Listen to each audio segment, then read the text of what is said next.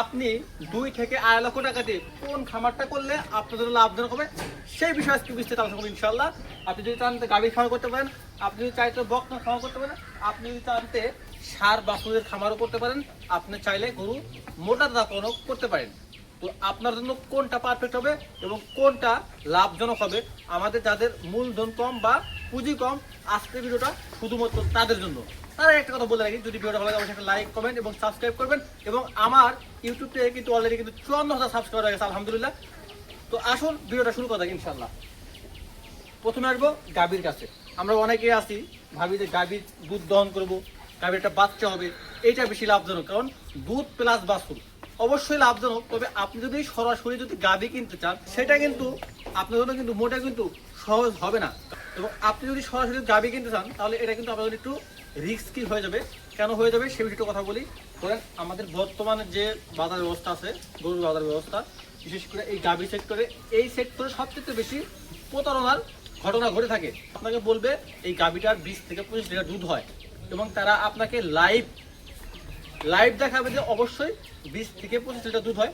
আপনি তো মহা খুশি, আপনার গাভীর 20 লিটার দুধ হচ্ছে, সাথে একটা বাছুর পাচ্ছেন। আপনি কি করলেন, 2.5 লক্ষ থেকে 3 লক্ষ টাকা দিয়ে সেই গাভীটা কিনে আনলেন এবং আনার পর বাড়িতে আনার পর দেখতেছেন সেটার মাত্র 7 থেকে 8 লিটার দুধ হয় 2-1 দিন পরে।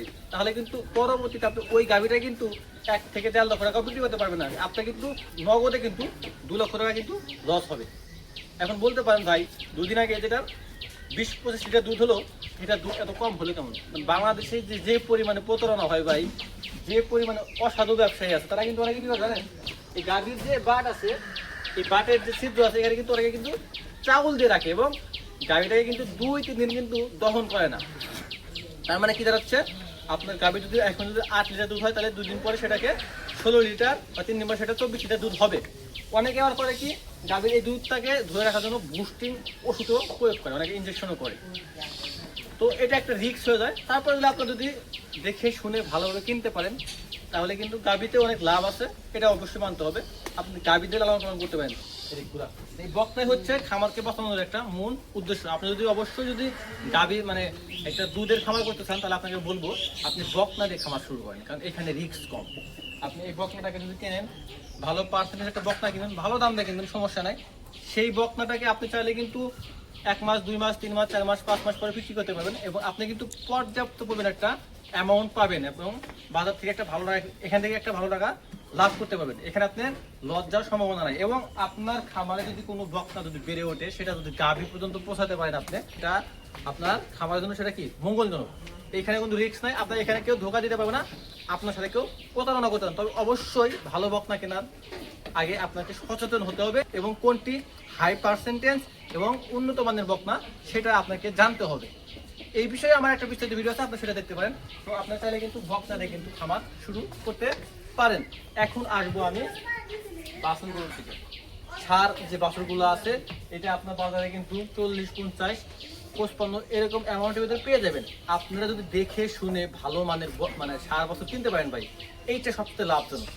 এইখানে আপনার খরচ কম, লিগাল কথা হচ্ছে এইখানে আপনার খরচ কম। আপনি কিনবেন একটা কম দাম দিয়ে এবং বাছুরগুলো কিন্তু খুবই কম পরিমাণে খাবার খায়। আপনি যদি জাস্ট ওকে সময় মতো যদি টাইম মেনটেন করে যদি হালকা একটু দানাদার দিতে পারেন, আপনি ওইটাকে 2-3 মাস পাওয়ার পরে কিন্তু একটা ষাঁড় বাছুর থেকে কিন্তু আপনি চাইলে কিন্তু 4-5 হাজার টাকা কিন্তু ইনকাম করতে পারেন। তাহলে মনে করেন 2 মাস পরে এখান থেকে আপনার একটা ষাঁড় বাছুর থেকে 5,000 টাকা ইনকাম করতেছেন। আপনি যদি এরকম যদি 7-8টা যদি বাছুর কিনতে পারেন, তাহলে আপনার কিন্তু সেটা দাঁড়াবে কত, 5-8টা 40 বা 5-7টা 35,000 টাকা। তার মানে আপনি 2 থেকে 3 মাসের ভিতরে বাছুর গরু থেকে 35 থেকে 40,000 টাকা ইনকাম করতে পারবেন, শুধুমাত্র 2.5 লক্ষ থেকে 3 লক্ষ টাকা ইনভেস্ট করে। তো এটা অনেক লাভজনক। এখন সব শেষ যা আছে সেটা হচ্ছে ভাই গরু মোটা তাজা পালন। আমরা অনেকে ষাঁড় গরু লালন পালন করতে মানে ভালোবাসি, মানে বড় বড় ষাঁড় দেখলে আমাদের ভালো লাগে। তো তাদেরকে বলবো ভাই, এই যে গরু মোটা তাজা পালন, এখানে একটু আপনার টাকার পরিমাণটা বেশি লাগবে ভাই। আমরা যখন বাজার থেকে একটা ষাঁড় গরু কিনবো, আমাদের পুঁজি যখন কম, তখন আমাদের এটা মাথায় রাখতে হবে যে এই যে গরুর যে মানে মাংসের যে একটা দর আছে, সেটা কিন্তু সারা বছর কিন্তু এক লেভেল থাকে না। আপনি এখন একটা গরু কিনলেন, ধরেন যে 55,000 টাকা দিয়ে, এখন গরুর বর্তমানে খায় এবং সেই গরুটা আপনি 3 মাস পরে বিক্রি করতে যাবেন, দেখবেন যে বাজার একদম মানে লো হয়ে গেছে। আপনি 3 মাস পরে বিক্রি করতে দেখতেছেন আপনার মানে গরুটার দাম মাত্র 60,000 টাকা, মানে লাভ হয়েছে কত 5,000 টাকা। কিন্তু প্রকৃত অর্থে এই 3 মাসে কিন্তু আপনি ওকে যদি নাও খাওয়ান আরো 10,000 টাকা খাওয়াইছেন। তার মানে কি, তার মানে দাঁড়াচ্ছে যে আপনার আরো 5,000 টাকা লস হচ্ছে। ষাঁড় গরু, বড় বড় যে ষাঁড় গরুগুলো আছে সেগুলো পালতে হলে আপনাকে হাতে হিউজ পরিমাণ অ্যামাউন্ট লাগবে।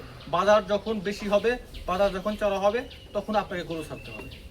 আপনার মূলধন কম, আপনি 2-3টা ষাঁড় গরু কিনে নিয়েছেন, এখন আপনি কিনে 3-4 মাস পাললেন, তারপরে দেখছেন আপনার হাতে টাকা নাই, এখন আপনি গরুকে খাওয়াবেন কি, আপনি এখন গরু বিক্রি করতে যাবেন, দেখবেন আপনার লস গেছে ভাই, একদম প্রপারলি লস দেবে। তাই আপনাদেরকে আমি বলবো, আপনারা চাইলে সবচেয়ে বেটার হবে বাছুর গরু লালন পালন করেন।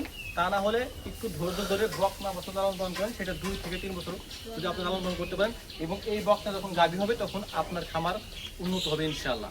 আর আপনি যদি রিস্ক নিতে চান তাহলে আপনি গাভী লালন পালন করতে পারেন। এই ছিল ভিডিওর মূল টপিক, আশা করি সবাই বুঝতে পারছেন।